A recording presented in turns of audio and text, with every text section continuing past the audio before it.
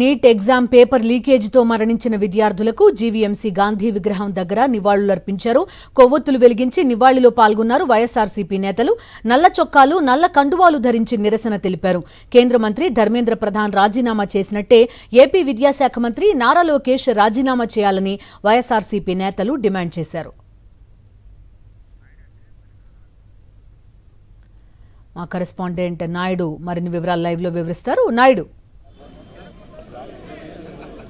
బిందు, neat paper leakage వ్యవహారంలో కేంద్ర విద్యాశాఖ మంత్రి ఏ విధంగా రాజీనామా చేశారో అలాగే డిఎస్సి పేపర్ సంబంధించిన అవకతవకలపై లోకేష్ కూడా అదే తరహాలో రాజీనామా చేయాలని చెప్పి వైఎస్ఆర్సీపీ నేతలు డిమాండ్ చేస్తున్నారు. రాష్ట్రంలో డిఎస్సిలో అవకతవకలు జరగడానికి పోస్టులను బహిరంగంగా అమ్ముకోవడాన్ని నిరసిస్తూ వైఎస్ఆర్సీపీ నేతలు గత కొద్ది రోజులుగా కూడా పెద్ద ఎత్తున పోరాటం చేస్తున్నారు. మంత్రి నారా లోకేష్ రాజీనామా చేయాలని డిమాండ్ చేస్తున్నారు. అలాగే దీని మీద సిబిఐ విచారణ కూడా జరిపించాలని కోరుతున్నారు. ఇదే అంశం మీద మనతో మాట్లాడడానికి మాజీ ఎమ్మెల్యే వాజ్పేయి గణేష్ కుమార్ అన్న. సార్ చెప్పండి సార్, సెంట్రల్ మినిస్టర్ రాజీనామా చేశారు. నీట్ పేపర్ ఎగ్జామ్ అవకతవకలు జరిగాయని పేపర్ లీకేజ్ అని చెప్పి, కానీ డిఎస్సి పేపర్లో అనేక అవకతవకలు జరిగే ఎగ్జామ్లో అలాగే చాలామంది దీని మీద తీవ్రంగా వ్యతిరేకించి కోర్టులు కూడా వెళ్ళిన పరిస్థితి ఉంది. కానీ లోకేష్ మాత్రం నిమ్మకి నీరెట్టినట్లు వ్యవహరిస్తున్నారు.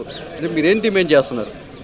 ఈరోజు ప్రధానమైన మా డిమాండ్ వైఎస్ఆర్సీపీ పార్టీ తరఫున గవర్నమెంట్ అంటే ఈ దేశంలో ఎక్కడ ఏ అరాచకం జరిగినా సరే మా వైఎస్ఆర్సీపీ గళమెత్తుంది, ఆ యువతతో పోరాటం చేస్తుంది.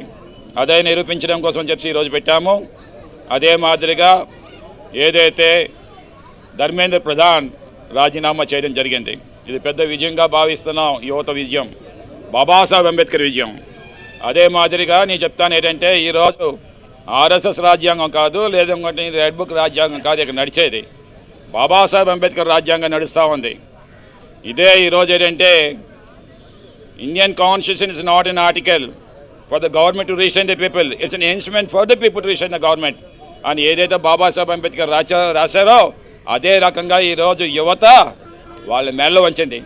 అందుకే ఈరోజు ఇక్కడ లోకేష్ గారికి కూడా చెప్తాం, ఏదైతే నీ దగా డిఎస్సి అయ్యిందో ఇక్కడ కూడా యువత తప్పకుండా మీ మెడలో వంచుతారు. దానికి అనుగుణంగా మీరు రాజీనామా చేయండి. చిత్తశుద్ధి ఉంటే సిబిఐ ఎంక్వైరీ కాల్ చేయండి.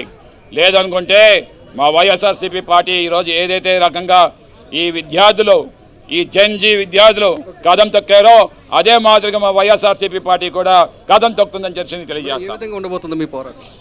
మరి జగన్మోహన్ రెడ్డి గారు ఏ విధంగా అయితే యువతకు ఎప్పుడూ ఆయన తోడుగా ఉంటారు, మరి నారా లోకేష్ గారు మెగా డిఎస్సి అని చెప్పి దగా డిఎస్సి చేసి మరి యువత అందరికీ కూడా గుండెల్లో గుణపం దించారు.